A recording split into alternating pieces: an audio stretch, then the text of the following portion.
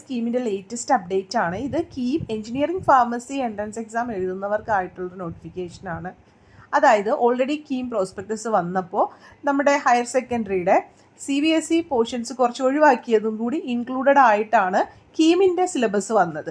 അപ്പോൾ അതിൽ ഇപ്പോൾ ഗവൺമെൻറ് ഉത്തരവ് പ്രകാരം ആ സിലബസ് കീമിൻ്റെ ഇതിൽ നിന്നും ഒഴിവാക്കി, അതായത് CBSEയുടെ ഹയർ സെക്കൻഡറിയുടെ ഒഴിവാക്കിയ സിലബസ് കീമിൻ്റെ സിലബസിൽ നിന്നും ഒഴിവാക്കിയിട്ടുണ്ട് എന്നുള്ളൊരു ഉത്തരവ് വന്നിട്ടുണ്ട്.